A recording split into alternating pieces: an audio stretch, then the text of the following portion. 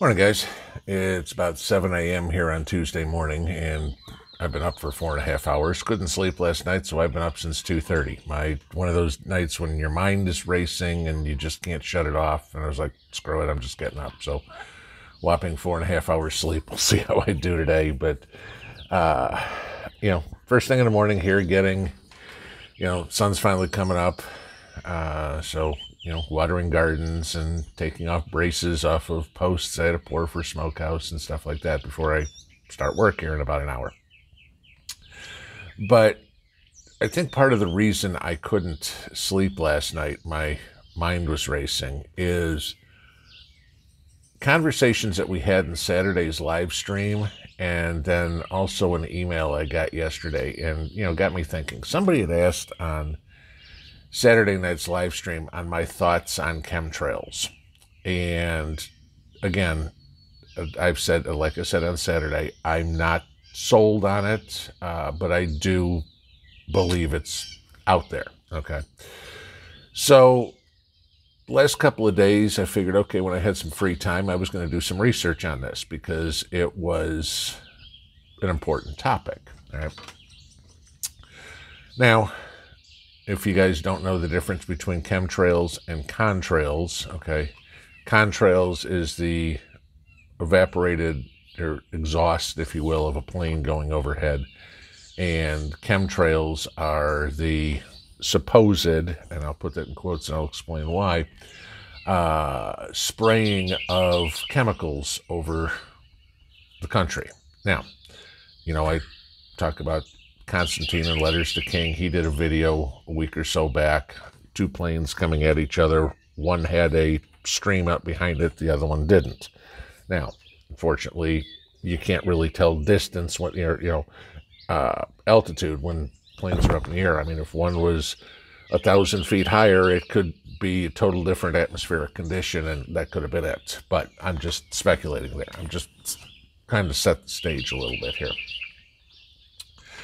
So it was kind of interesting when I did this search, because if I did a Google search, all the first page was results on, the search results, if you will, where scientists prove, say the chemtrails all conspiracy, yada, yada, yada, the whole way through, the whole first page, that's all it is. But if I did a DuckDuckGo search, I got completely different results. More obscure websites, let's put it this way, talking about different things with the actual chemtrails. Now, there is no question whatsoever that the U.S. military and U.S. government has been trying to manipulate weather. They said something 20, 25 years ago that their goal was to be able to control the weather by 2025. Okay. So, I mean, that's actual fact that's out there. All right. So, they've been trying to do this. Now,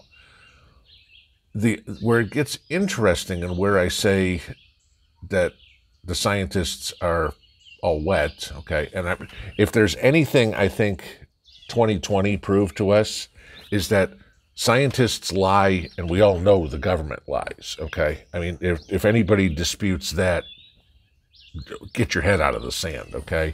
Fauci can't figure out which shoe's left and which shoe's right when he puts it on in the morning because he changes every day, 2 masks, no mask, 1 mask, yes, this, now he's getting grilled and busted for his funding of the labs. Let's just leave it at that. So, I mean, obviously the guy's about as trustworthy as a rattlesnake. So, that'll tell you what you need to know about the scientists. They're going to say what benefits them. Hey, whoever's funding them, that's the research they're going to come up with. We'll give you $1 million grant if you come up with an article that says the sky is orange. And they'll do it, okay? They'll come up with every reason in the world that the sky's not blue, that the sky's actually orange, okay? And say, but I'm a scientist, and it's scientific proof. Same thing with the chemtrail stuff, okay? So as I was digging into this, and my whole point on this is food production, and this is where I say the email that I got kind of kicked me into this even a little bit further. Y'all know I have talked many times on live streams and some videos. I couldn't grow onions for my life this year.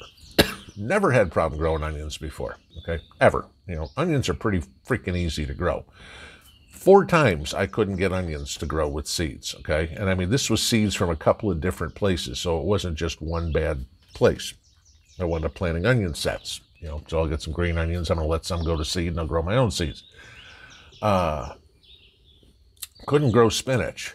Who the hell can't grow spinach? Spinach is, you know, I mean, leafy greens like that are about the easiest thing to grow. Put the seed in the ground, and literally, unless you completely forget to water them, they'll grow. I mean, I've got volunteer lettuce coming up in one of my flower gardens in the front of the house because either the wind blew a lettuce seed last year or a bird pooped it or something like that. I got volunteer lettuce 100 yards away from my garden, okay? Just one head. I did not plant one seed of lettuce out there. So, I mean, leafy greens are about as easy to grow as you can possibly imagine. But I couldn't get spinach to grow this year. So, this goes back to the chemtrails. And the big thing that is one of the big chemical compounds in these chemtrails is aluminum, okay? Now, I find it very interesting when I did this research that Monsanto, everybody's friend Monsanto, and, you know, all their GMO seeds and stuff. Y'all know the stories I've talked about, the GMO stuff.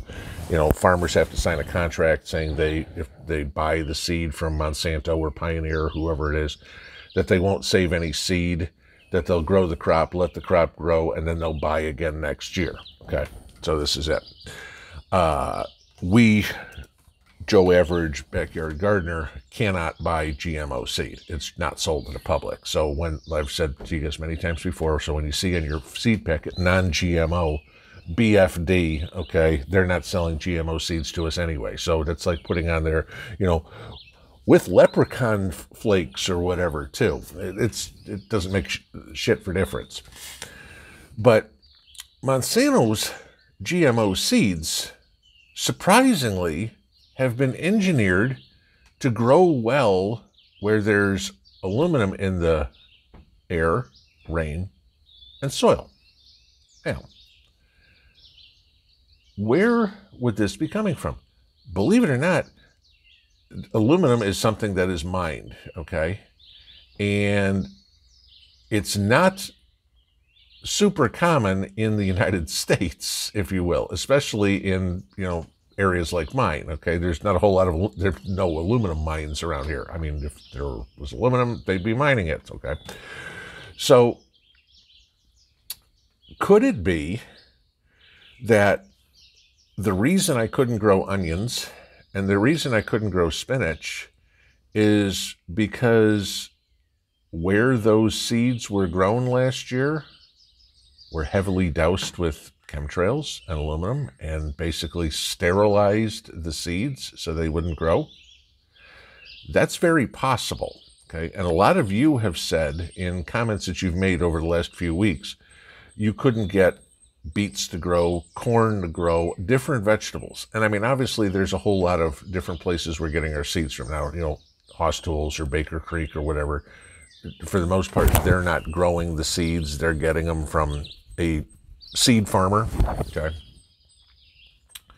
But the seed farmer plants the seeds. It comes up in its seed pod after the plant bolts, and he sells the seeds. They don't know if they're good or not. They can test some of them, but, you know, I can't figure that 4 different bags of onion seeds from 3 different suppliers all were bad. That just doesn't make sense. In different kinds of soil. I tried different kinds of soil as well.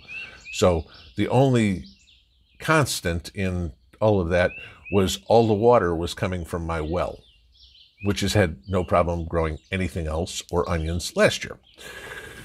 So, you know, this starts to put some credence into what people are saying with chemtrails, because there is nothing else. The soil is the same, okay? Because I even tried it in the same garden. I planted onions last year where they grew, and this year they didn't, okay? The water's the same. The seeds were varied, okay, including the same ones I bought last year, and none of them grew. So I don't understand what the point is. So I get to this. This could be a he who controls the food controls the population deal. We know about Bill Gates buying farmland. We know about these huge corporate farms, you know, Monsanto, obviously, and trying to grow all the food, and not, you know, with many stories about you're not allowed to have a garden in your yard, you know, HOA ordinances or city ordinances or whatever it would be. So they're trying to reduce everything that way. But the easier way to do it is to just sterilize all the seed we can get, okay? So how to do that? Well, spray chemtrails over the seed farms, okay? There's the first way to do it. And if it's got enough aluminum in it and the stuff doesn't grow, hey, great. You know, what do you know? You've got no more seeds. So two things are going to be very important this year. Let some of your plants bolt, okay? And bolt means go to seed, okay? If you're growing peas, let you know, a couple, you know, 50 pea pods dry out on the vine, and then pick them and harvest the seeds so you have to plant next year. Green pepper should be simple. One green pepper is going to give you all the seeds you need for next year, okay? Tomatoes, I don't know, 3 or 4 tomatoes should give you all the seeds that you need for next year, you know? But you need to save seeds, and I'll do some videos on how to save seeds, because some of them are real easy. You know, peas, okay, big deal. They dry out, you open it up, put it in there, done. Okay, tomatoes, a little more difficult. You got to know what you're doing. But saving seeds is going to be one of the very first things you're going to need to do this year and plan to do. And the second one is, and this is where it gets a little interesting for people, and I've got to do it too, but it gets cost prohibitive, is you need to look at some sort of greenhouse, because obviously if there's some sort of covering over your plants, then anything that's falling out of the sky doesn't fall onto your plants. So that's another option. I can't give you suggestions on greenhouses. Obviously, y'all see my garden. I don't have greenhouses, okay? But it's something to look into. There's different greenhouses that are going to be effective in different areas of the country. What's going to work for me in Tennessee is not going to work for somebody up in Montana. And what works for somebody down in South Texas isn't going to work for me here. There's a whole lot of different things to do. But again, you know, we all talk about planting food, growing food, whatever. And if they are trying, you know, to sterilize the food supply, so the only vegetables you can get are GMO vegetables, we're screwed, okay? And then they control the people, because then, along with digital currency, oh, you're only allowed to buy 6 ears of corn this year, or this month, okay? You've already bought them, so we're going to reject that transaction. And you can't even go out and plant your own corn, because that corn you buy isn't seed worthy, you know? So there's the other thing. It'll be interesting to see how they do things, like if it is, you know, a GMO green pepper or something, and you save the seeds and plant them. You know, oh my God, is the food police, you know, the FDA going to get deputized, and they're going to come out and go, Mr. Pinball, you have green peppers growing in your backyard. The only place you can possibly get seeds is if you planted Monsanto's GMO seeds, so therefore you're committing a crime. And I mean, is that what's next? Very possible. So this is what's been banging around in the squirrel cage here since Saturday night, in the comments and everything, but I kind of wanted to talk to you about it. Like I said, I'm not an expert on chemtrails versus contrails, not at all. I think there's some validity to this, but I'm also not jumping over to the Alex Jones conspiracy theory type area either. Something for you guys to do a little bit of research on, see what you find. Obviously, when you're doing your research, do it from respected sources. There are plenty of sensationalists, let's put it this way, on websites. There are sensationalists on YouTube for sure.